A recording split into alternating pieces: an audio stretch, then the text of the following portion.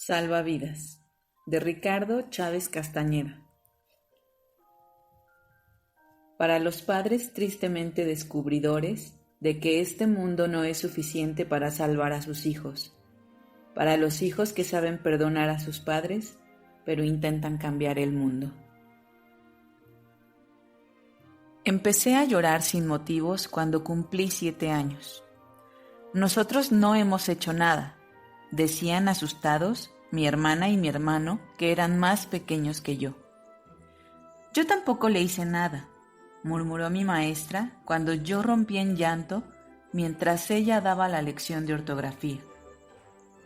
Nadie le ha hecho nada, le explicó mi mamá al médico y al dentista, cuando ambas terminaron rascándose la cabeza en el mismo consultorio. Todo está bien con este niño, concluyó la pediatra, luego de escuchar el latido de mi corazón. Sano y entero como roble, diagnosticó la dentista después de asomarse por mi boca, quizá para ver también mi alma. Y sin embargo, yo continuaba llorando, así que esa noche, papá vino por primera vez a mi recámara para hablar del tema. Cuidándose de emparejar la puerta y sentándose a un costado del colchón, susurró para no despertar a mis hermanos que dormían en la litera. ¿Estás bien? Yo no estaba bien. Lloraba en silencio y no pude articular palabra alguna. ¿Quién te persigue?, intentó adivinar él. ¿Es alguien de sexto? ¿De quinto? ¿De cuarto? Porque te quiere pegar, ¿verdad? Seguro que el niño que te amenazó con esperarte a la salida. No necesitas decírmelo. Créeme que te entiendo bien. Gurrola era gigantesco. La tomó contra mí, quién sabe por qué. Todos los días me esperaba fuera de la escuela, recargado en un árbol, apretando los puños, con los ojos entornados. Había en su cara un gesto de loco que yo espiaba desde las rejas sin atreverme a salir. Papá se quedó con la mirada fija en la pared. Luego sacudió la cabeza, suspiró, me acarició el pelo. Vamos, trata de dormir. Mañana paso por ti a la escuela. Y me dio un beso. La verdad es que yo no lloraba todo el tiempo. Solo 2 o 3 veces por día las lágrimas aparecían de pronto, sin aviso, como una cascada, como si algo se me rompiera adentro. Eso sí, cuando llegaban, yo ya no podía ponerles freno por un buen rato. Le duele el estómago, les mintió papá a mis hermanitos porque a ellos también empezaba a darles por llorar cada vez que a mí se me salían las lágrimas. Papá vino a mi recámara por segunda ocasión.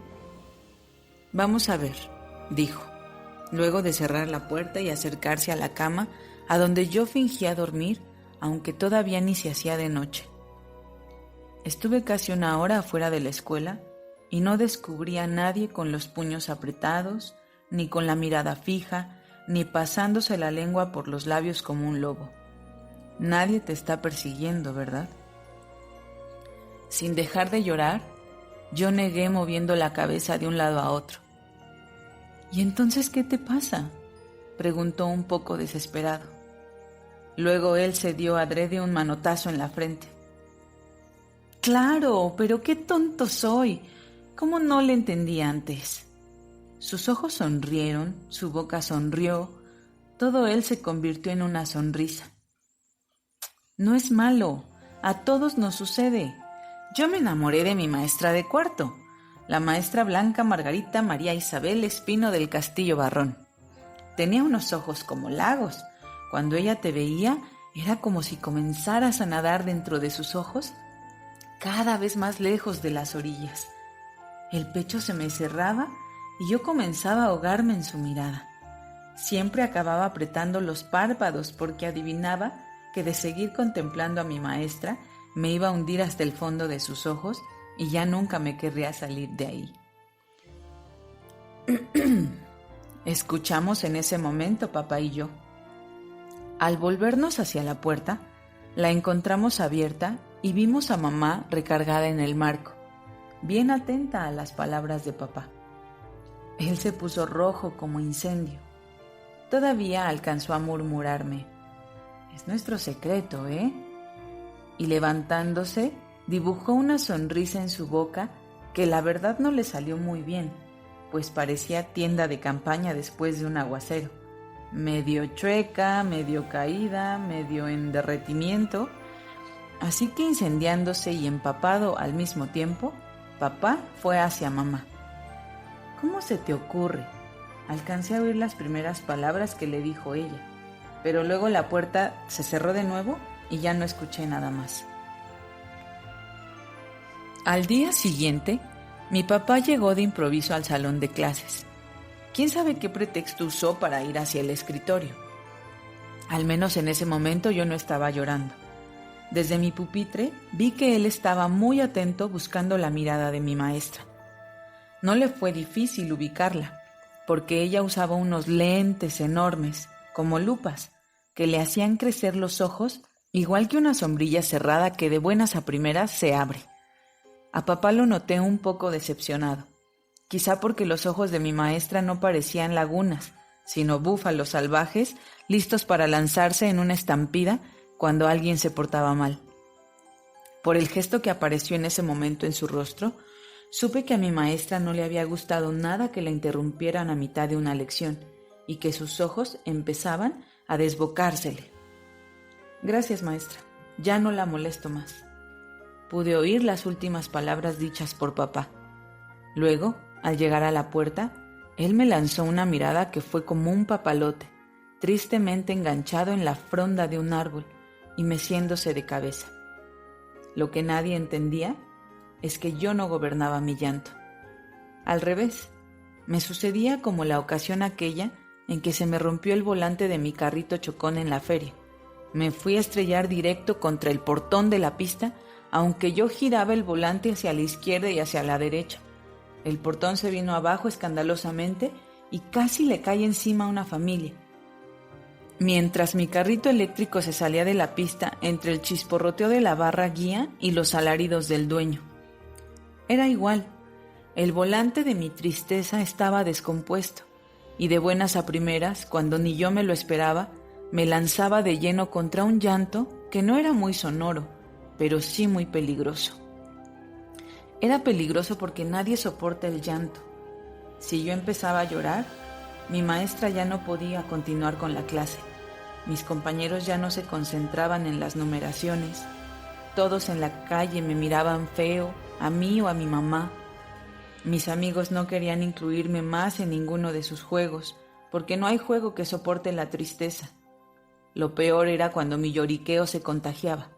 Entonces los ojos de los demás, que me miraban primero con curiosidad y luego con susto, comenzaban a aguarse también y empezaba algo así como un coro de llantos. De verdad que yo no quería llorar. Peleaba con todas mis fuerzas contra la primera lágrima porque había aprendido que detrás de la primera vienen las demás, como un batallón de hormigas transparentes, rápidas, resbalosas, furiosas, interminables. Así que siempre tenía un dedo listo apoyado en el puente de mi nariz.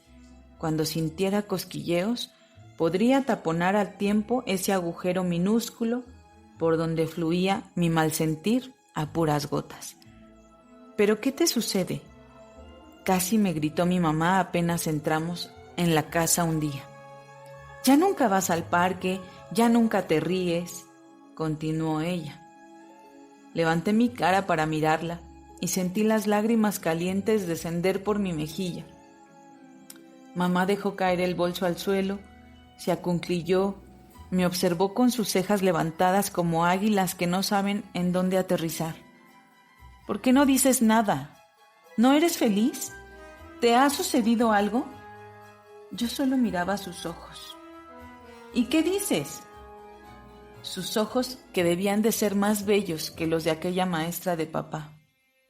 Y yo apretaba la boca, no porque no quisiera hablar, sino porque iba sintiendo subir por mi pecho y a lo largo de la garganta algo como un hipo.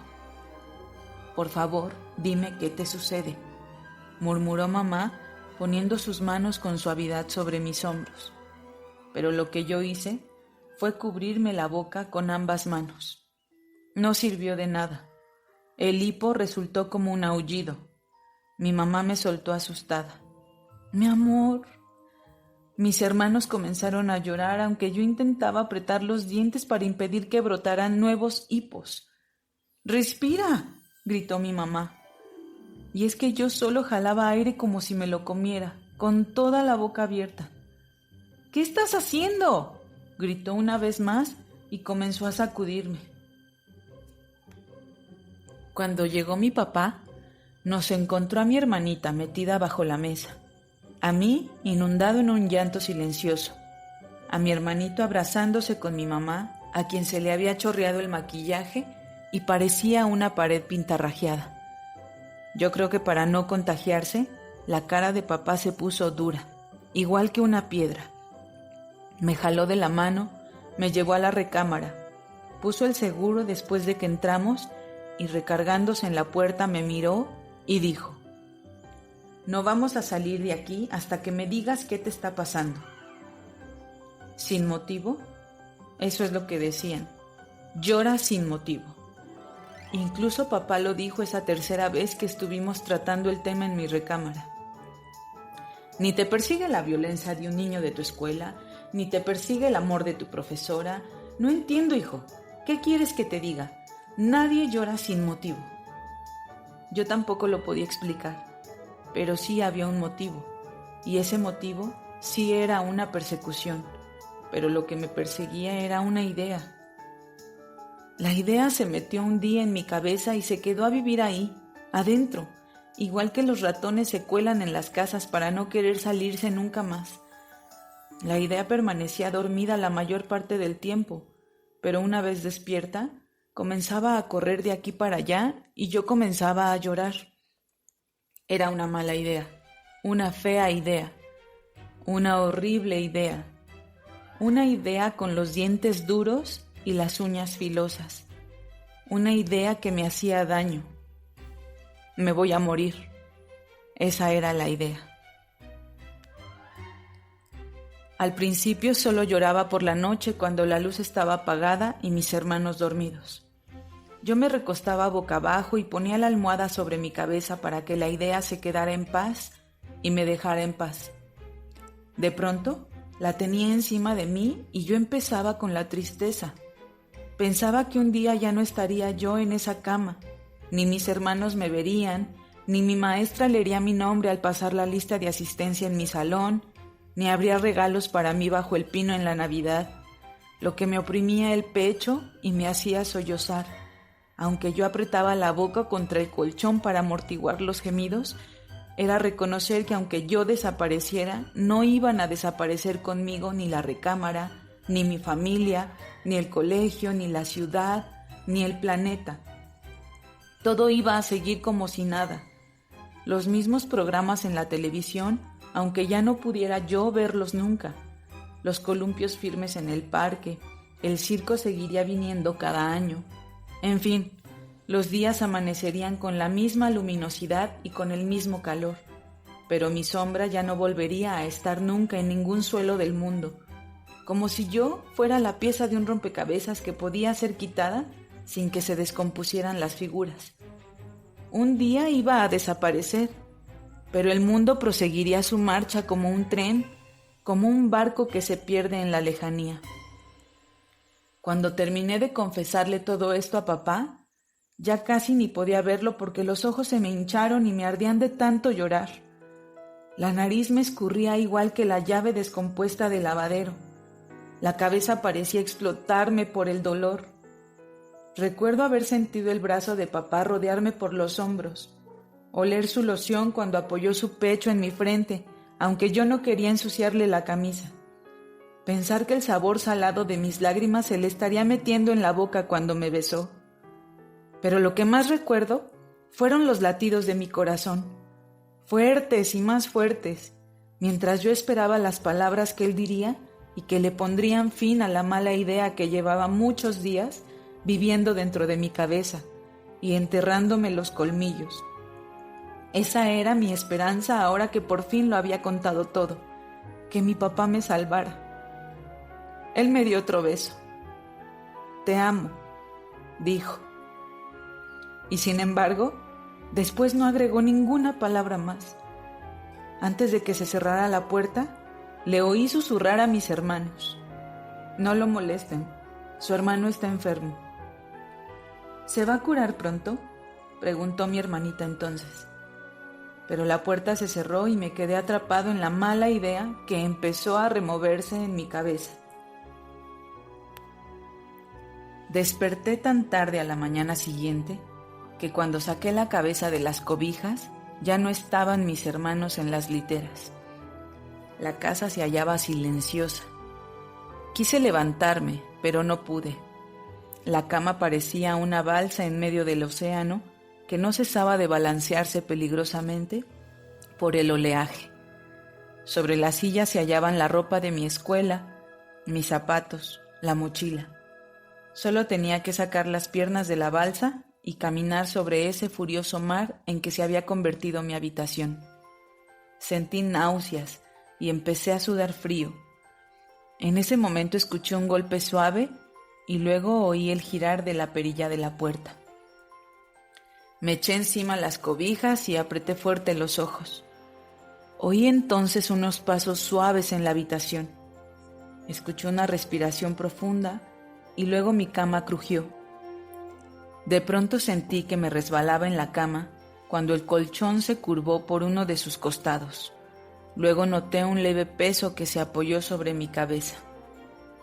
«Se han ido», susurró una voz que era la voz de mi papá, pero pasando a través de la sábana y del cobertor y de la colcha, y por eso sonaba apagada. «Tu mamá llevó a tus hermanitos al kinder.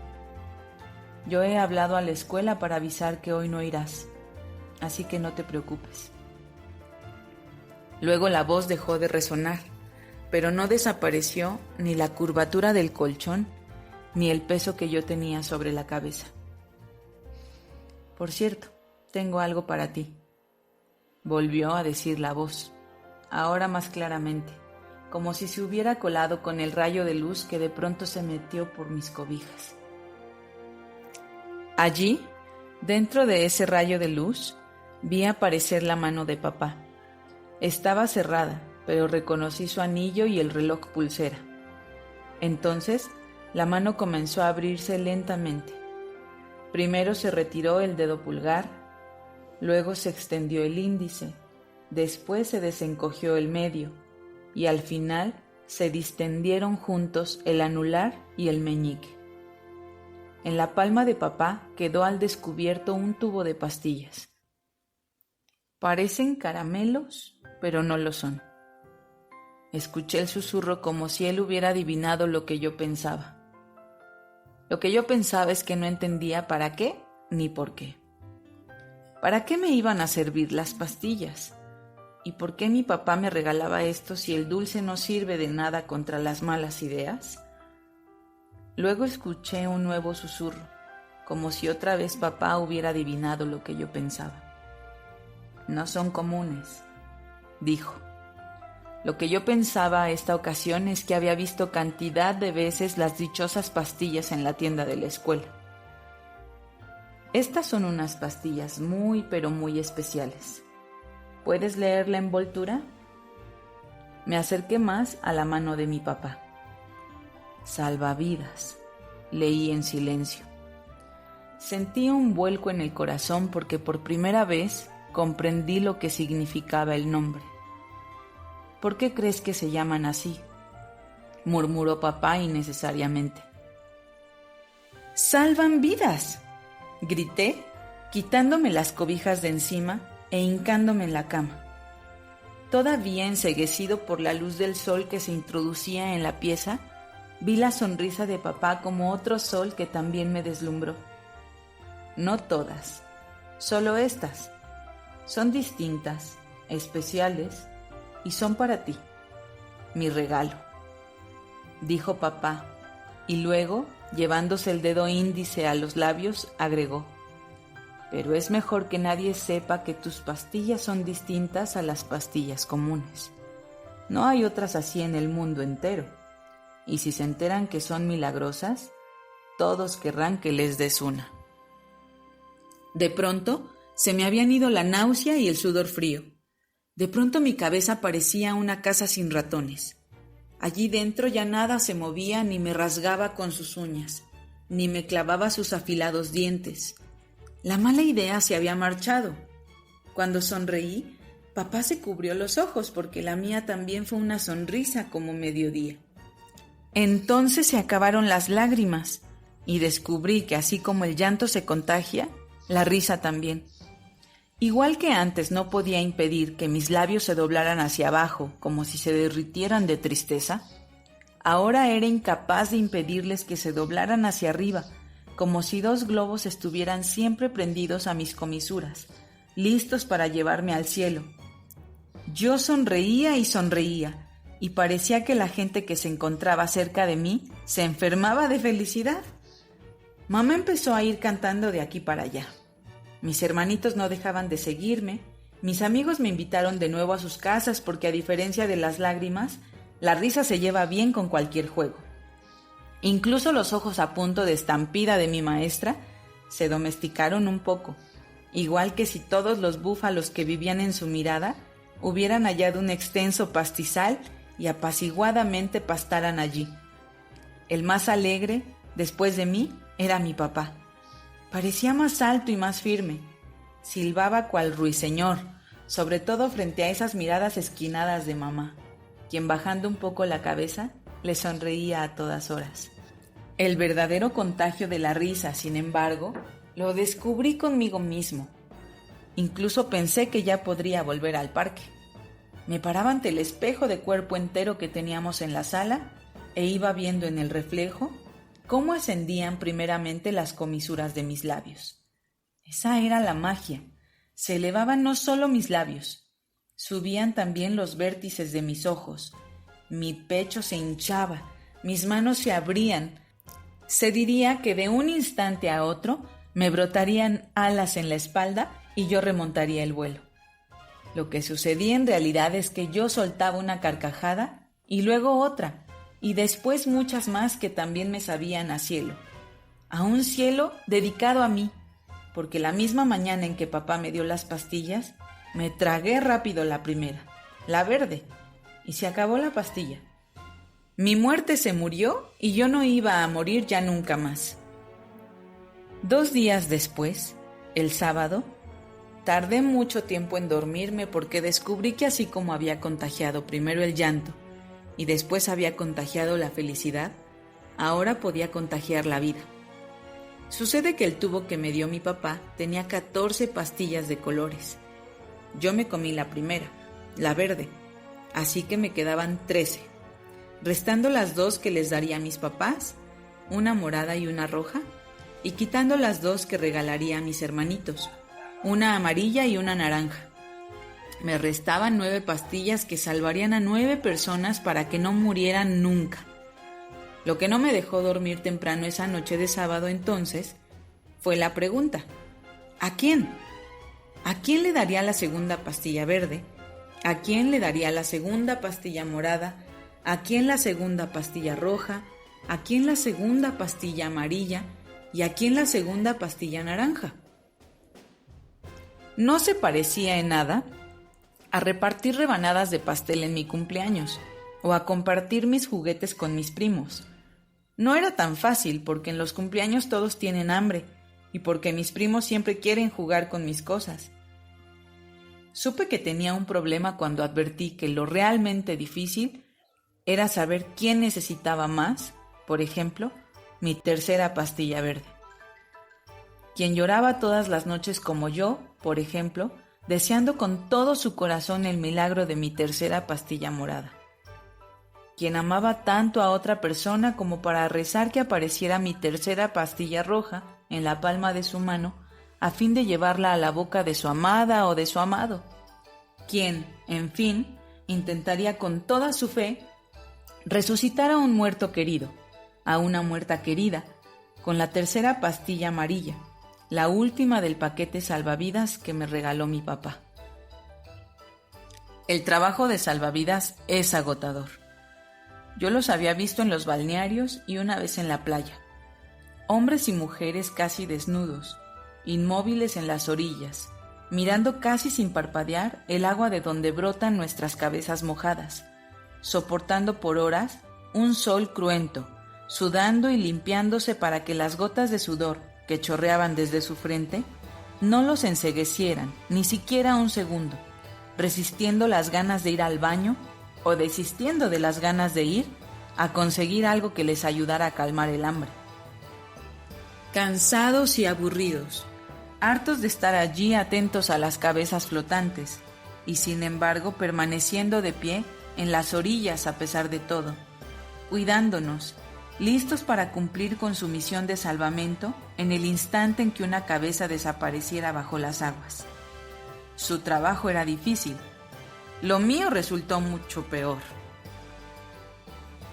Desde que salía de mi casa por la mañana, yo ya iba observando a todas las personas que se cruzaban en mi camino, preguntándome si era ella o él, aquella niña, aquel anciano, quien necesitaba una de mis pastillas.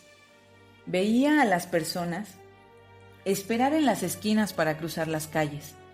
Las veía detenerse para saludar y luego correr con prisas porque se les hacía tarde. Las veía darse un beso de despedida. Las veía quedarse pensativas cuando creían que nadie las miraba. Las veía enojarse y gritarse entre sí. Las veía ponerse tristes. Para mí era como si el mundo entero se hubiera inundado, como si hubieran quedado bajo las aguas las calles, las casas, los edificios, las montañas. Y entonces todas esas personas que yo contemplaba, lo mismo que las niñas que los niños, lo mismo las mujeres que los hombres, lo mismo las ancianas que los viejos, estuvieron tratando de mantenerse a flote en la superficie, dando brazadas, agitando las piernas, queriendo vivir para siempre. Yo era el único que estaba de pie en la única playa del mundo, decidiendo a quién le daría una de mis 9 pastillas. Toqué el timbre en casa de mi abuelita. Lo hice así porque al imaginar a todas las personas del mundo nadando para no hundirse, supe que unas personas están más cerca de la muerte que otras. Bastó ver los brazos de mi abuelita cuando me abrió la puerta, sus brazos flacos como ramas de donde colgaba la piel desinflada para comprobarlo. Ella me recibió con un gesto de sorpresa, con un beso, con 3 plátanos dominicos, con un plato lleno de uvas y con unas ganas de platicar de sus tiempos que no me dejaban a mí llegar al asunto importante de la visita. Yo tenía la mano en el bolsillo del pantalón y en mi mano sujetaba el tubo de pastillas, y dentro del tubo estaba la pastilla que la salvaría. Pero mi abuelita no sabía, así que no cesaba de hablar y de mostrarme retratos color sepia, donde decía ella, aparecían familiares que yo no había visto nunca. Me desesperé. Estaba a punto de sacar mi mano del bolsillo y de meterle la pastilla en la boca, sin prevenirla, ya sin decirle todo lo que había planeado recitar para que mi abuelita supiera lo bueno que era yo por haberla elegido entre cientos de miles de personas, cuando ella cerró el álbum fotográfico y se echó hacia atrás en la poltrona. Suspiró y mirando hacia un punto donde no estaba yo, murmuró con voz grave. He vivido una buena vida. Me quedé helado. Abuelita, todavía la estás viviendo. Todavía estás viva, le dije. Ella me miró con ojos risueños, enternecida por mi sobresalto. Sí, tienes razón. Pero estoy satisfecha, ¿sabes? Como cuando comes surtido y abundante en un banquete. Aunque al final te sirvan el postre más delicioso, simplemente ya no hay espacio en el estómago, ni ganas de paladear en la boca. Satisfecha. Así es como me siento. Luego, acercándose a mí y bajando el volumen de su voz, dijo: Te confieso algo si prometes no decírselo a tu madre. Yo me encontraba tan perplejo que ni siquiera pude asentir. Ya estoy cansada. La vida te agota, ¿sabes? Ya estoy lista para descansar. Salí de la casa de la abuela tan confundido que tuve que sentarme en el quicio de la puerta para hacer una meditación. Me había enterado de que no todos quieren seguir viviendo. Descansa en paz es lo que siempre murmuraba la gente, y yo acababa de entenderlo por fin, como si por decisión propia algunas personas prefirieran bajarse del tren o del barco que es la vida, para permitir que el mundo y su gente siguiéramos de frente y continuáramos con el viaje ya sin ellas. ¿Pero eso le sucede solo a la gente mayor? ¿O también podía pasarle a un niño o a una niña? Me pregunté yo cuando llegué al parque de camino a casa. Esa noche comprobé que cometemos el error de imaginar a la muerte como algo que está delante de nosotros. Suponemos que poco a poco nos vamos acercando a ella, aunque no lo queramos. Por eso creemos que los ancianos se hallan más cerca de morir que los adultos, y que los adultos están más cerca que los jóvenes, y que los jóvenes se encuentran más cerca que los niños. Lo comprobé en una pesadilla. Soñé que estaba en una playa y la playa hervía de gente. Era un perfecto día azul, soleado, brillante. Yo vestía traje de baño y empuñaba las pastillas salvavidas en una de mis manos. Me abría paso entre las familias, observando a las mujeres mayores que se protegían del sol bajo gigantescas sombrillas o bajo sombreros de ala ancha. Caminaba con cuidado para no pisar a los hombres y mujeres durmientes tendidos sobre las toallas. Niños de mi edad caminaban con dificultad con grandes y amarillas aletas hacia el mar. Varias niñas jugaban, allí donde las olas rompían, con 3 pelotas gigantes que el oleaje iba meciendo entre la espuma. Vi 2 perros, fueron los primeros en notar el repliegue del océano. Entonces comenzó la ladrería. Luego los gritos asombrados de las niñas que vieron cómo el mar se calmaba, se quedaba sin oleaje y se llevaba sus pelotas océano adentro. Después lanzaron alaridos coléricos los niños de aletas amarillas al quedarse sin agua para bucear. Fueron unos pescadores quienes tuvieron las primeras reacciones de euforia. El mar se iba, igual que cuando se quita el tapón de una tina, como si una alberca se secara vertiginosamente. Parecía como si algo hubiera asustado a las toneladas azuladas y saladas de agua, y éstas hubieran decidido alejarse a toda prisa. Así que de pronto, miles de peces quedaron varados en la arena seca, arqueándose, dando coletazos, boqueando. Los pescadores, felices, comenzaron a recogerlos y a llenar las redes que para ese propósito extendieron en la playa. Pasando el enojo, los niños, buzos y las niñas con las pelotas también comenzaron a reír, pues el suelo recién apareció bajo las aguas estaba colmado de conchas, caracolas y estrellas de mar. Incluso los durmientes y las mujeres mayores que se protegían del sol se levantaron y caminaron por una playa, ahora agrandada, que descendía como tobogán hacia un mar que se había retirado tan lejos, pero tan lejos que ya ni lo veíamos. Luego, a pesar de la ladrería escandalosa de los perros y a pesar de las carcajadas felices de la gente dichosa con el milagro de un océano que se mudaba de suelo como uno se muda de casa, escuchamos el estruendo. Parecía un rugido formado por miles de rugidos. Los niños y las niñas, las mujeres y los hombres, las ancianas y los viejos se irguieron y levantaron la vista para mirar el horizonte. Los únicos que no perdieron el tiempo en contemplar nada de aquello fueron los perros. Con el rabo entre las patas, las orejas caídas y lastimeros aullidos, echaron a correr playa adentro, hacia los hoteles. Los demás nos quedamos boquiabiertos. A lo lejos vimos aparecer una colosal montaña, alta y transparente como un vidrio. El sol se quedó del otro lado y entonces se formaron decenas de arcoíris. Reaccionamos demasiado tarde, hipnotizados con esa montaña de cristal y de luz que después se hizo muralla. Vimos ballenas y pulpos y delfines y tiburones nadando dentro de esa pared traslúcida que se levantaba casi hasta el cielo, y descubrimos entonces que la montaña y la muralla y la pared estaban hechas de agua. El mar venía de regreso en forma de una gigantesca ola formada por todas las olas del mundo. Duró solo unos segundos. El océano llegó hasta nosotros y nosotros desaparecimos. Lo mismo las niñas con las pelotas, que los hombres durmientes, que las ancianas de anchos sombreros, que los niños de aletas amarillas y que los mismos perros, porque no alcanzaron a huir. Incluso yo desaparecí bajo las aguas. ¡Todos! Fue cuando desperté sudando y ahogándome porque tenía un montón de cobijas sobre la cara.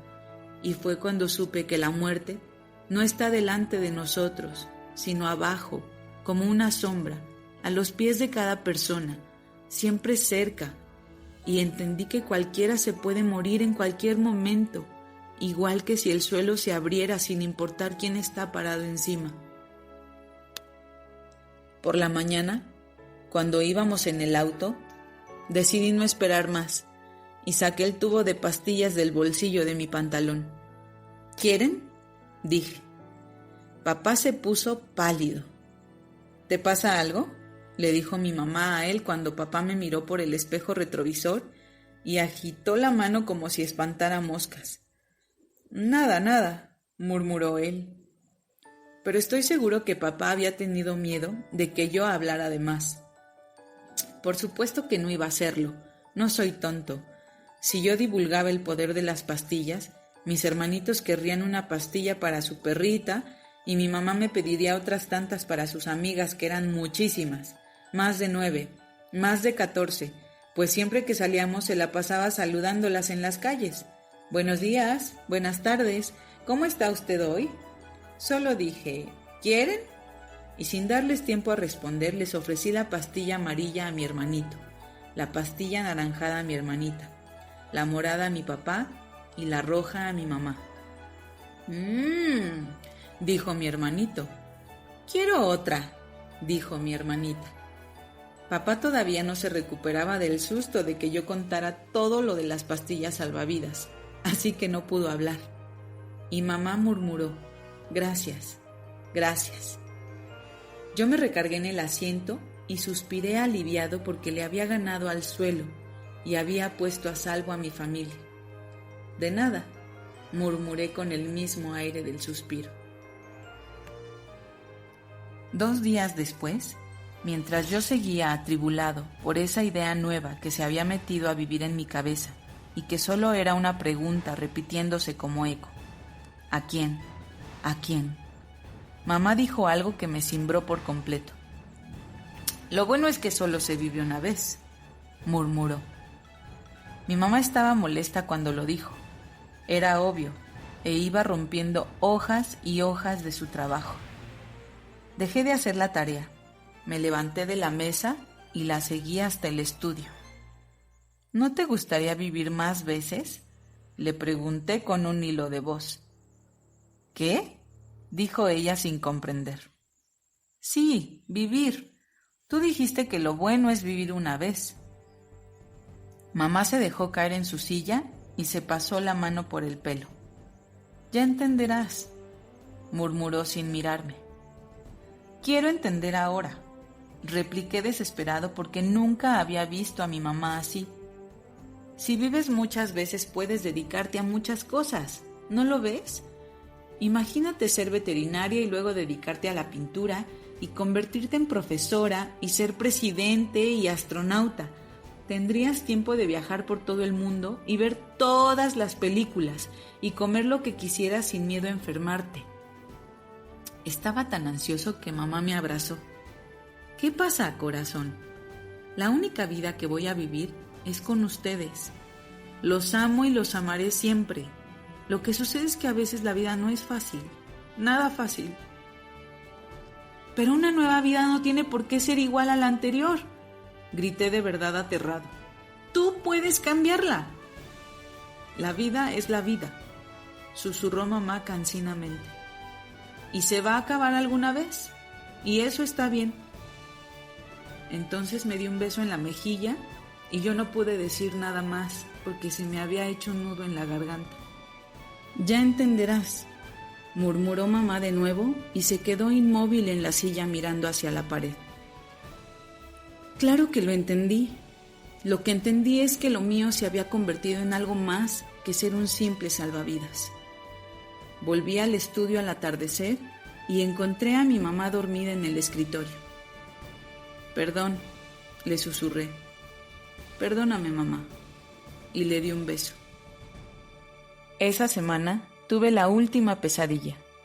Fue después de ver un programa de televisión con mi papá. Para entonces aún tenía las 9 pastillas en mis manos y un dolor de cabeza sordo, pero pertinaz, porque nunca imaginé lo difícil que resultaría salvar a la gente.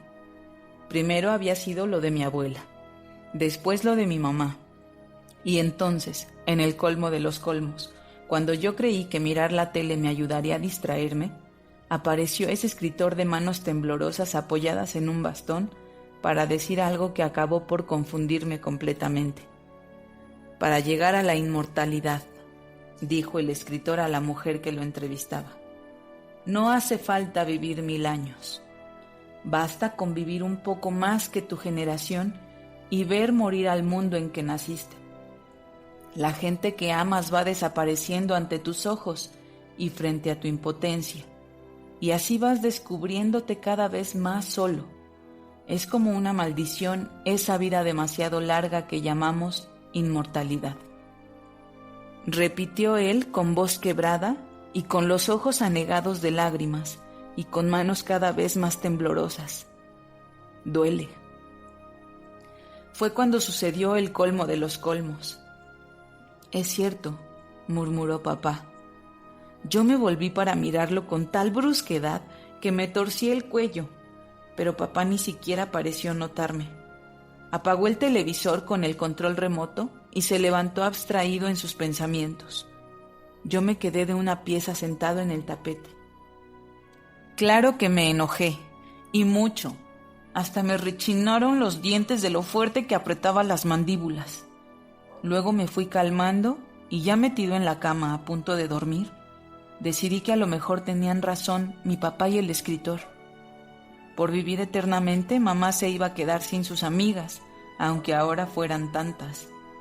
A mis hermanitos les iba a tocar ver la desaparición de su perrita y quizá de muchas perritas más. Yo lo sabía bien porque cuando la niña pelirroja del parque hubiera crecido, se hubiera casado, hubiera tenido hijos, hubiera envejecido, y cuando muriera, yo seguiría aquí en el mundo, para siempre, sin ella. Soñé que estaba en medio del parque y que tenía la mano en alto mostrando mis pastillas e iba ofreciendo a gritos: «¡Quiero salvarlos! ¡Quiero salvarlos!». Pero las personas se alejaban de mí asustadas, como si yo fuera un monstruo, huyendo las mujeres y los ancianos, los hombres adultos y los niños, pero sobre todo la niña pelirroja, alejándose a todo correr de mis pastillas salvavidas y de mis lágrimas porque yo no quería quedarme solo en el mundo.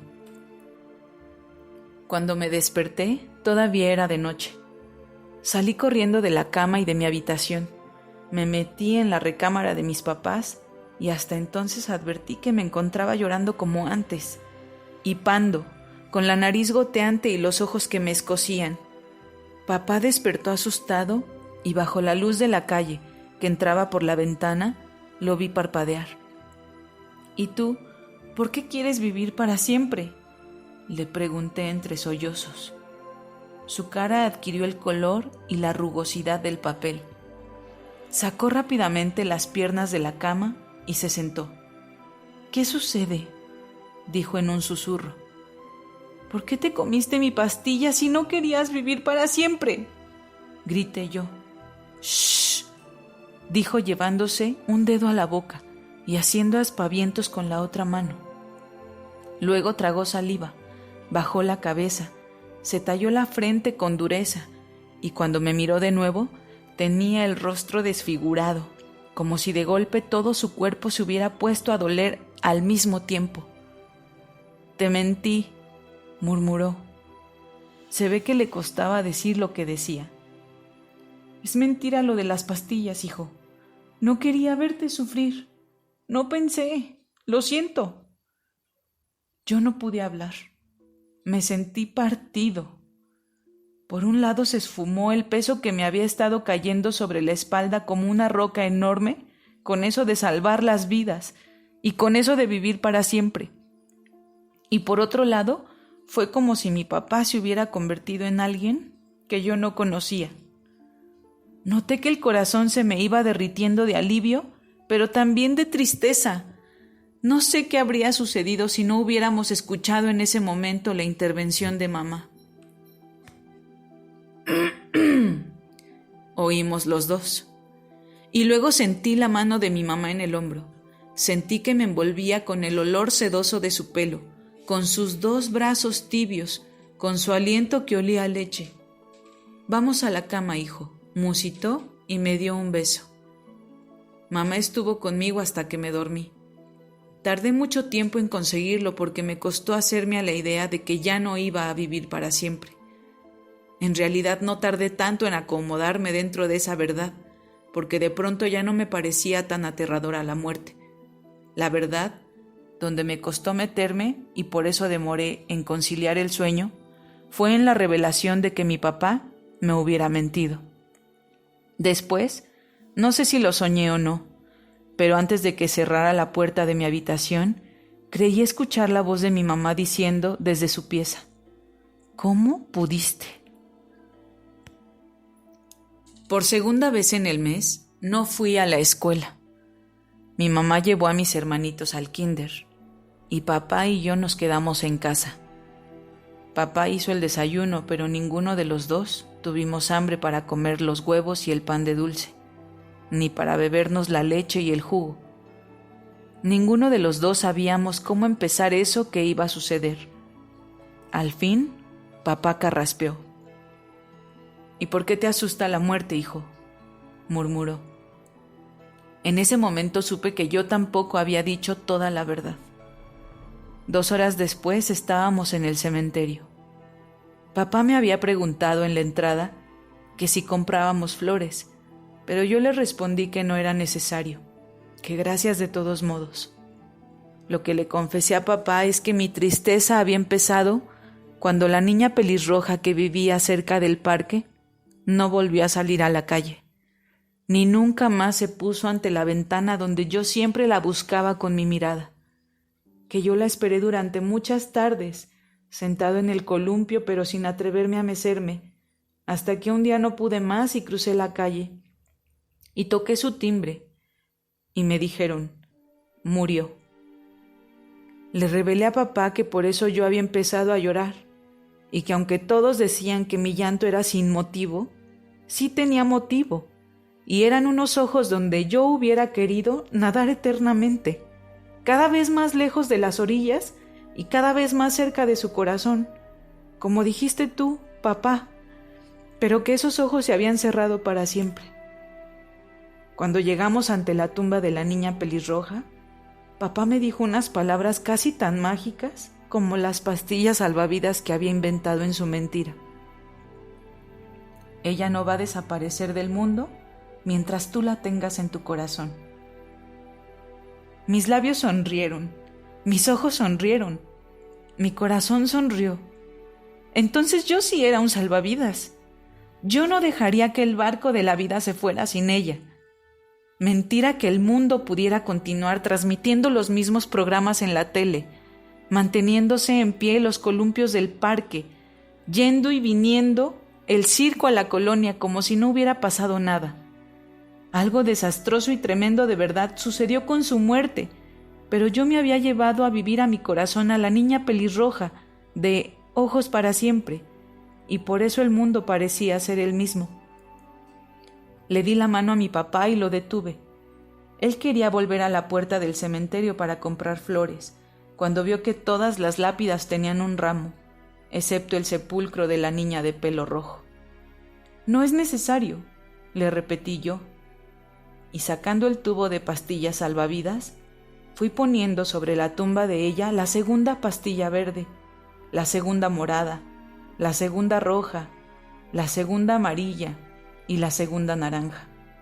Y luego con la tercera verde y con la tercera morada, con la tercera roja y con la tercera amarilla, terminé de dibujar esa sonrisa de colores que era la de mis labios, la de mis ojos, la de mi corazón, la sonrisa arcoíris a donde la gente que no olvidamos continúa viviendo eternamente.